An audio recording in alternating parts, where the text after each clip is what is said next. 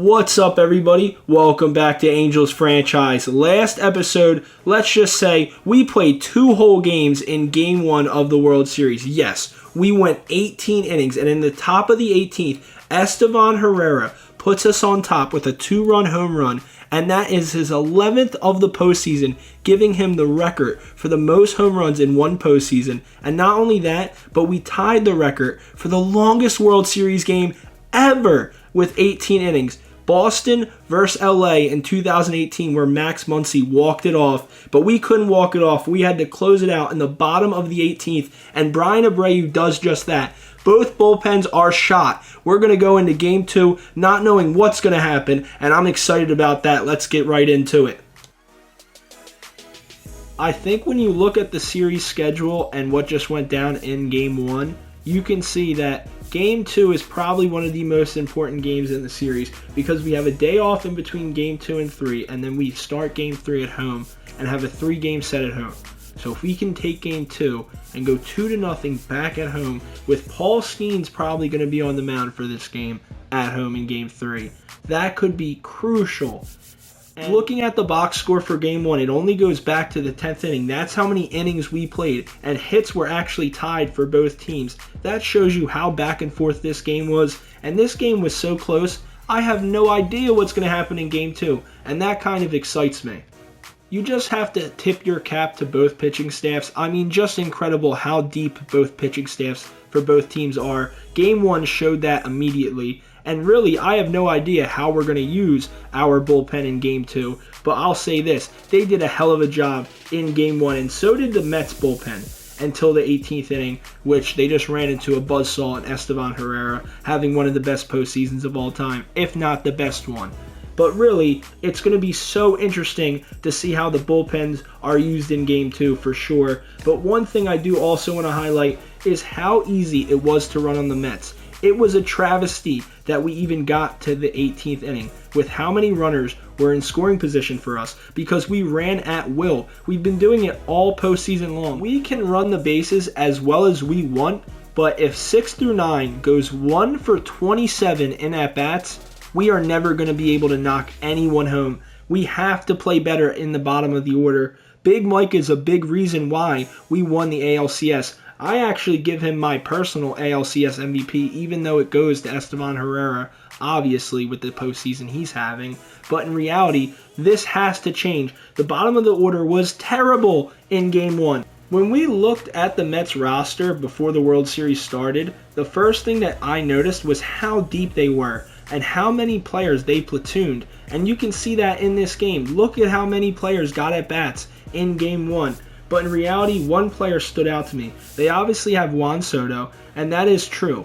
But they also have Drew Gilbert, who in real life right now in 2025 is one of their top prospects. But in 2030, year 6 of our Angels rebuild in this franchise, I will say Drew Gilbert is probably their best player. He had 3 hits in this game, a double, and let me tell you, his defense in center field is ridiculous. He was cutting off so many balls in the gap and has a cannon for an arm. The Mets are going with Yuri Perez in Game 2, and he is a damn good number 2 on this staff. 90 overall, and he's been damn solid for the Mets, just getting better and better, and is in the prime of his career. Was traded from the Marlins to the Mets, and he just beat the Marlins in the NLCS, but was shaky in that series. One start, he had 7 innings pitched, 2 earned, gave up a home run, and that's damn good with 6 strikeouts. But then the last start of the postseason for him against the Marlins, 5 1/3, 7 hits given up, 4 earned, 3 homers, and was pulled before 6 innings. He does have 2 quality starts out of 4 starts. So what kind of pitcher are we going to see in Game 2? He was also an all-star this year.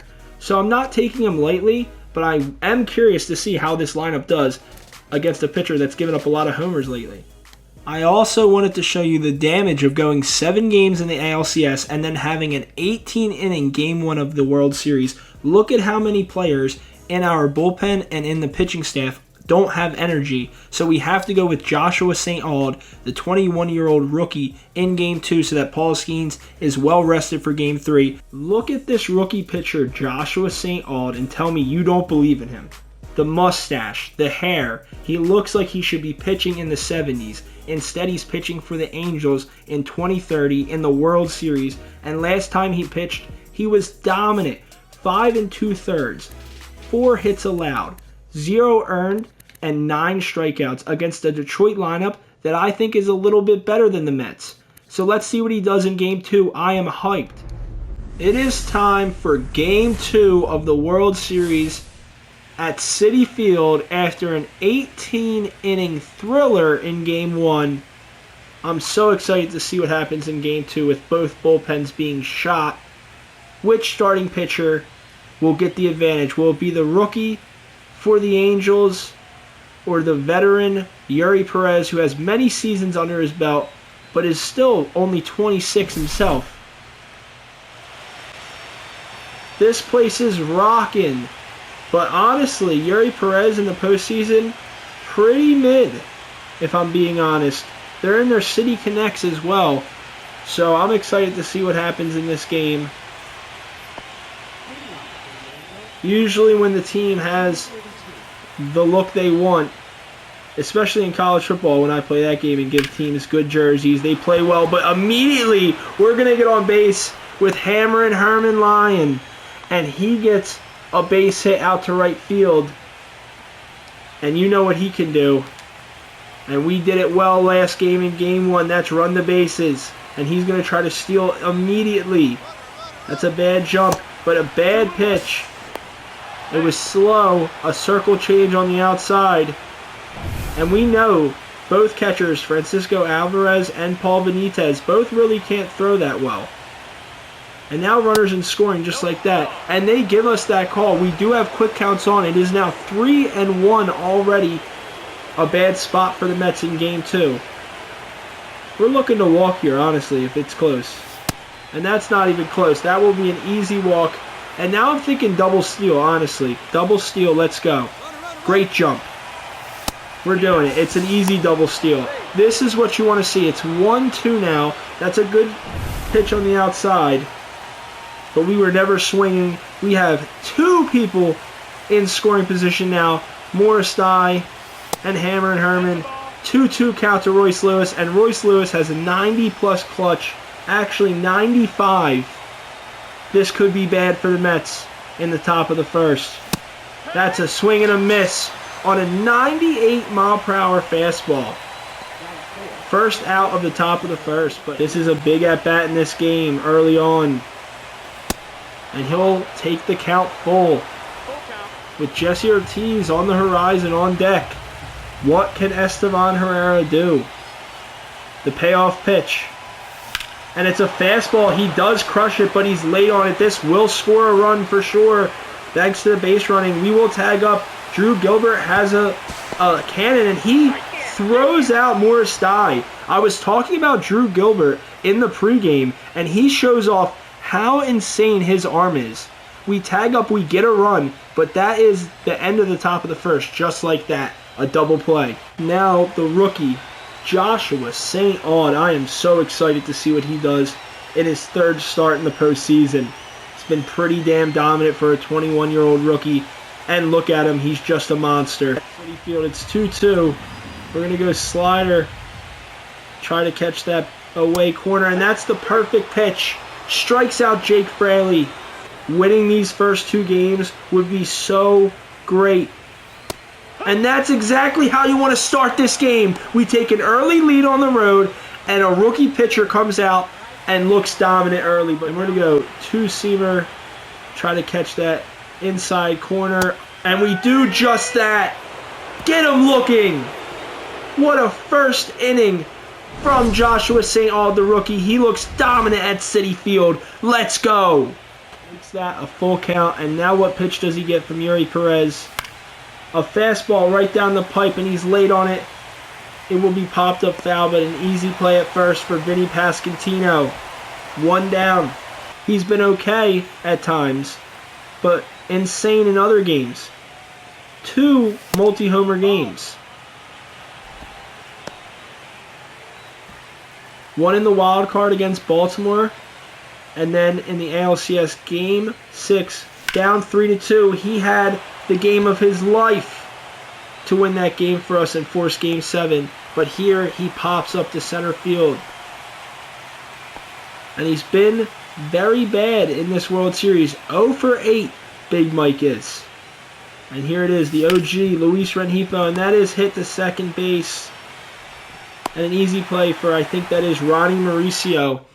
And we will be going to now the bottom of the second, where Drew Gilbert will get his first at-bat of Game 2. And let me tell you something about Drew Gilbert. Batting .380 in this postseason, and he's damn good. Look at that. That's great contact. But Estevan Herrera makes the play at first. What can't he do? We need Joshua St. Aud to go pretty deep, which he did not do in his last postseason start. Right now, he's on a good pace to go pretty deep, hopefully. That's 2 down in the bottom of the second. Vinny Pasquantino grounds out to Royce Lewis. And Paul Benitez is behind home plate today. And he's just really not been that good, man. Honestly.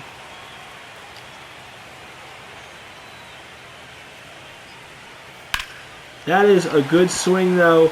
As soon as I say something, of course. Why would he not just get on base? Wasn't a great pitch. For sure was not located well, that changeup.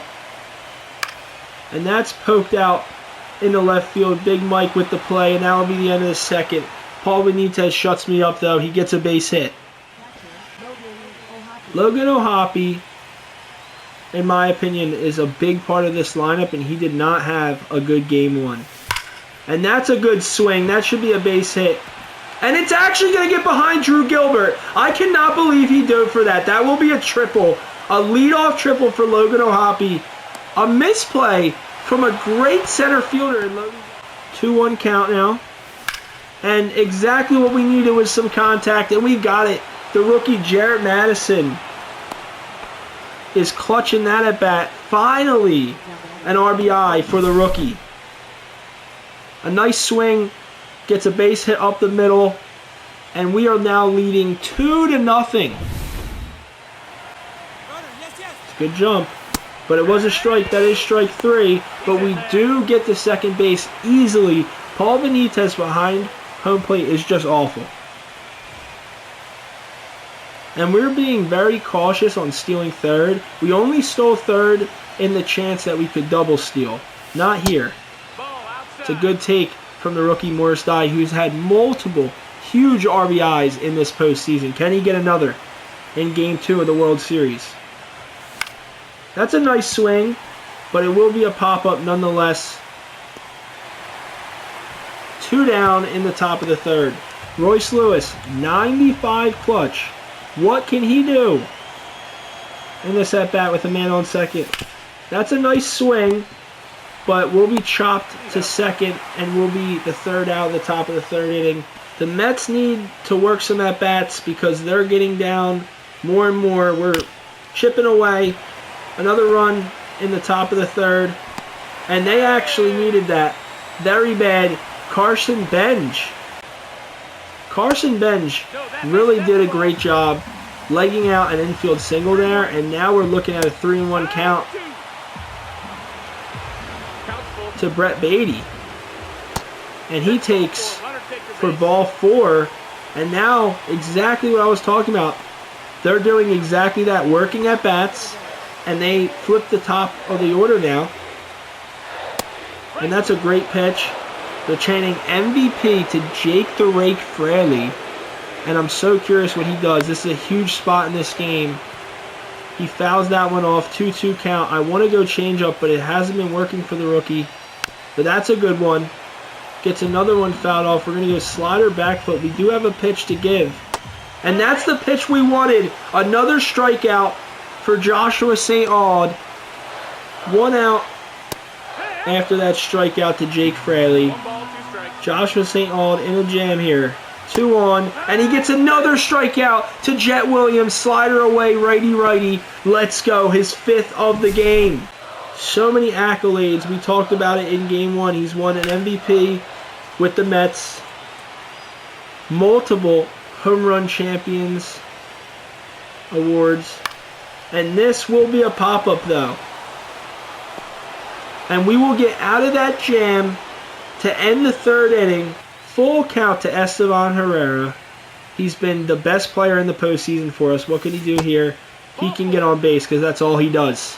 The second walk for Yuri Perez in this game, and we've had a lot of runners on base, but it's still only 2-0. A lot of shades of Game 1 in that regard. I don't know if I want to steal with Estevan. We probably should have, but should we have to? With the way Jesse Ortiz hits the ball, is that gone? It's caught at the wall by Drew Gilbert. Giancarlo Portillo, 0 for 7 last game. This is his second at-bat. He's 0 for 8 in the World Series. Let's go. You got to lock in. That's a good pitch, and that'll be a double play. Big Mike's been really bad in the World Series. We are still up just 2-0. 1-2 count to Vinny Pasquantino. One down, bottom of the fourth inning. Drew Gilbert lined out in the first pitch of his at-bat. And that will be a double for Vinny Pasquantino because I just don't think we'll be able to get that there, even with 30 speed. You know how much it pisses me off that he scored from third last time, and now he's going to double? Like, he has no speed, but somehow he keeps getting extra bases on us. And I hate that. Full count to Paul Benitez. It is 100% slider on the back foot. And that's a great pitch, but Jared Madison has to make this play. 35 speed from the catcher, Paul Benitez. Pretty easy for the shortstop, Jared Madison. Ronnie Mauricio, been bad in the postseason. Below the Mendoza line, batting 196. And we go fastball, running in on the hands. And I really like that pitch. Curveball down and in. He takes full count. I did like that pitch, but that was a great take. And in my opinion, we go full count, change up. And he just takes on the inside corner. And in my opinion, Blue, that caught a lot of the plate. Enough in my opinion. Damn it! We would not even be in this position if they know how to call balls and strikes. It's ridiculous. Thank God Luis Rengifo, the OG, can get us out of the fourth. We're still up 2-0. Let's go. I would still say it's been a pitcher's duel. Yuri Perez has definitely been good enough at home. Only 2 earned. He hasn't been terrible. He hasn't given up a homer. It's been small ball, base running again. And that's a great hit. And this is what I was talking about. This series has been mostly base running on Paul Benitez. He has not been able to hold any runners. And because of that, we've been able to run on basically every chance we've gotten. Especially with players that are not that good. Like Luis Rengifo is going to steal here. And it's just a walk with quick counts anyways. But he was going to steal. And I'm not going to double steal here. I know that's crazy, but this is too good of a chance. And I don't like the runners on base. So we're just going to lock in here. 2-1 count. Good take on the first pitch from the rookie. He already has an RBI in this game, an RBI single. What can he do in his second at bat? That's crushed from the rookie. Great swing. I'm worried though. It doesn't leave. It actually does. It goes above the yellow line. Orange in this case. And that's a home run. The first home run of the postseason for the rookie, Jared Madison, who has replaced Paul Weaver. And thank God he has. Because look at this clutch swing. Inside fastball. He turns on it. Puts it in left center. And I didn't think it was leaving. But that's a 3-run tater. And we're up 5-0 in game 2. Just like that. When it came to this play, I really didn't know if it was going to leave. That's why I said I was worried. Because we've had bad base running in the postseason where I think the ball is going to be in the gap or whatnot. And with Drew Gilbert in center, I was worried. And then when I see it bounces off the wall, I'm thinking it's a double or a triple. But it goes over the orange line, in this case, at Citi Field. It's usually yellow. Perfect, perfect. You can't do better than that. We're at 5-0, and they change to Christian Scott in the bullpen from Yuri Perez. He blows up with one swing, only gets through 5 1/3, and gives up 5 earned, and there's the home run we were talking about we needed. And we found it from Jared Madison, the 9-hole. Full count to Morris Dye. We talk about it all the time in the postseason in sports. Unlikely heroes. And I would say Jared Madison is that. He really wasn't even supposed to start. It was supposed to be Paul Weaver. But of course we know what Paul Weaver is, a traitor. a war criminal even. And because of that, we had to put Jarrett Madison at short because we know Paul Weaver is just the biggest seller there is. And Morris die on a full count. Is that going to be gapped? It's only gapped because he just doesn't have the power. Those swings would be home runs if he can just get in the weight room a little bit. Royce Lewis with another chance. 95 clutch. Man on second, and he swings right to the shortstop for the second out of the top of the fifth. Estevan Herrera now with a chance to have his 12th home run of the postseason here. And that's a nice swing out to center field, but it will not go. That'll be the third out of the top of the fifth. They've been calling Jake the Rake Fraley MVP, but he has 2 strikeouts in this game. That's a damn good pitch, Blue. Come on. What are you talking about? That's an amazing two-seamer. Runs back over the plate, catches the inside part of it, and he doesn't call it, but that will be a ground out nonetheless. 1 down, bottom of the fifth inning. Jet Williams, the shortstop, up, and he will fly out to center field for the second out of the bottom of the fifth. In my opinion, Juan Soto has not done that much so far in the World Series for being their best player and the veteran presence of this lineup. Let's see what he does in this at-bat. This is crucial to get something going at home. The fans are out of it. Walking will do something for sure. It'll get something going with Drew Gilbert coming up, but the Mets need a lot more than just a walk. Down 5-0. He swings at that, and that will stay fair. That's not what Mets fans want to see. That'll be the end of the fifth. We are up 5-0 in Game 2. Let's go. Jesse Ortiz chops that one to third. Big Mike is already 0 for 9 in the World Series. Getting rung, that's even just as bad. I was going to say getting rung up looking is pretty terrible, but that's just as bad popping up behind home plate. He's now 0 for 10 in the World Series. Come on, Big Mike. Get a hit. Just awful. From my favorite player on the team. I mean, come on, dude. We need better. We're up 5-0, but I'm still worried. 2-2 count to Vinny Pasquantino. And come on, Joshua St. Auld scoops it. Can he get it to first? He can. Thank God. I was talking about his 30 speed for 2 episodes, and finally it shines through. We're able to get that to first because he's so damn slow. 2 outs in the bottom of the 6th. And Joshua St. Auld has 109 pitches. I've said this. Quick counts makes it so the pitch counts are a little unrealistic, but I'm Bruce Bochy in this bitch. I don't care. My pitchers are staying out there. I'll throw their arms until they're off their bodies. I don't care. He's dealing. I don't care right now. It's going to be the end of the 6th inning. Now we'll talk about bringing in some relief pitchers, but before that, we were going to throw him until his arm came off. For sure, Joshua St. Aud's 21. He can take it. It's like Tim Lincecum back in the day. Logan O'Hoppe had a triple in his last at-bat. That's really because of Drew Gilbert in center, letting it get behind him. Victor Vodnik is now in for the Mets pitching. And everyone's really depleted, honestly, when you look at their bullpen. But they have a damn good bullpen. You can see that with some good velocity on the fastball for strike 2. And a good slider for strike 3. Gets him out in the top of the 7th. I was not expecting Jarrett Madison to have the game he's having, but I'm so proud of him as a rookie, battling back. Definitely the most struggling player of the postseason for us that's been starting because Paul Weaver's not on the team in my head. I don't care. Look at this performance in Game 2. A 3rd hit for him. He's had a homer and 2 base hits and also a stolen base, and now he'll have 2 stolen bases because Paul Benitez can't hold anyone. Oh yeah, we're in there. Look at that throw. It doesn't even get the second.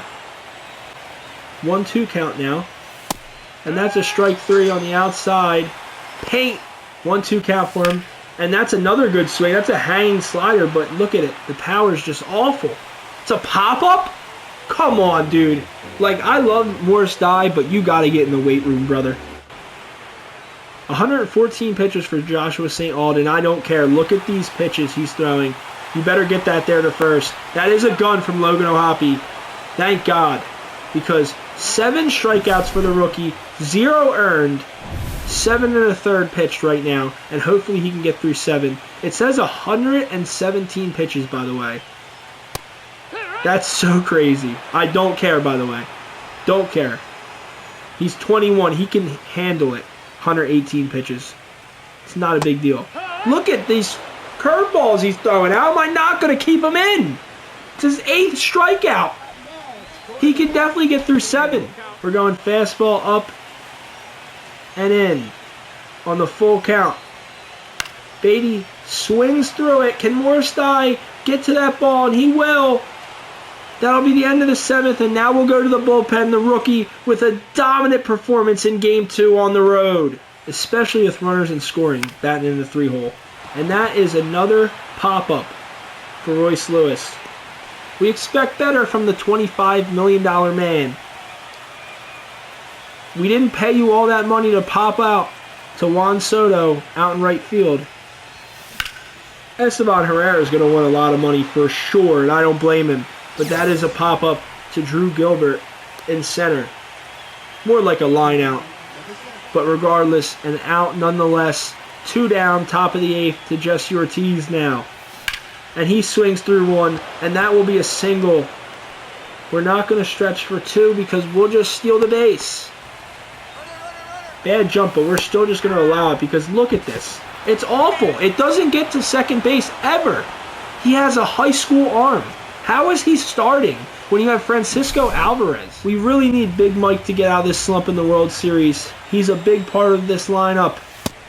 And they call that a strike, so that's never going to help him. Wow! When it rains, it pours. It is 5-0. So I think putting in Will Vest, and he's only had 1 appearance in the postseason, and it was shaky to say the least. But right now, I think it's a great time to give him some innings. He's fully energized. And we can let the other guys rest with such a big lead. Yeah, you can see it right here how bad it is. But it's okay. This is the time to put Will Vest in. Let's go. Jake Fraley's up. He's had a bad game. He's 0 for 3 with 2 strikeouts. No, that missed. 2 balls, 1 strike. And there we go. Gets the pop out for the first out in the bottom of the 8th. We needed that for the confidence of Will Vest. Still 2-2, and now we're going to tunnel the sinker inside. It runs too far in, and now I think changeup is in play, potentially. And I like that idea with a full count. And it runs inside, and he walks him. That's a pretty good at-bat from Jet Williams. I'll give him that. Juan Soto's up, and they need something from him. I've been talking about he's 0 for 3. That's another walk. I didn't notice the count because it's quick counts. And we did not have a pitch to give. Now there's 2 on with Drew Gilbert up, and that's someone you were worrying about for sure. We talked about it in the pregame, but here he pops out pretty easily with a fastball up. I think we go change up, trying to get the outside corner. It actually just speeds him up, and he goes so early on that pitch that he strikes out. Luis Rengifo with a nice swing. This will be a gapper, maybe even gone. And it is gone! The OG, Luis Rengifo. Unk still got it. His 3rd home run of the postseason, and we go up 6-0. That's more run support for Will Vest, who I think will be finishing this game to give the bullpen some rest. And right now, I think what's happening is the Mets are depleted. It's that simple. This is also going to be just a single because Drew Gilbert is no joke, I'm telling you. That was a little bit off kilter of a throw. But still, I'm not running on him. I'm going to try to get Logan O'Hoppe to second base just for fun, honestly. Just try to run on Paul Benitez with 8 steal. See how he does. He's so bad. 8 steal.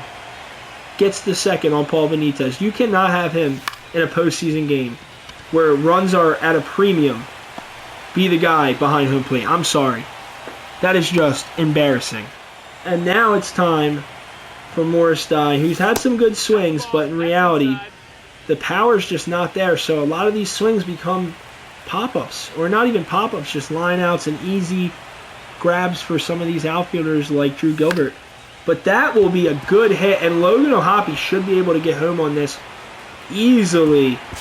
Another RBI in the postseason for Morstein, just pokes that one down the left field line for a double because of his speed. And that's where he's going to be crucial because he doesn't have the power right now. So can he just place the ball where he needs to place it and use his speed to get extra bases? Count is full. Full count to Royce Lewis. He's been pretty bad today, 0 for 4. But he can change all that with one good swing. Let's go. That's a good take. He'll take a walk here for sure. Estevan Herrera is 0 for 2 today. But that clutch home run in the top of the 18th is all I'm going to remember from the World Series right now. But that is a great pitch. Circle change. And the Mets are down 7-0 at home. About to go down 2-0 in this World Series. At home, by the way. I mean, that's just incredible. The fans are leaving. You can see there's not many fans left in the stadium, and I don't blame them. Will Vest strikes out Paul Benitez, who's been awful. 191 batting average, and look at the arm he has. How are they still using him? I don't care if Will Vest is tired. He will be ending this game. That is a strike. Come on, Blue. You know you want to go home. It's 7-0. Great strikeout. Will Vest has had it today.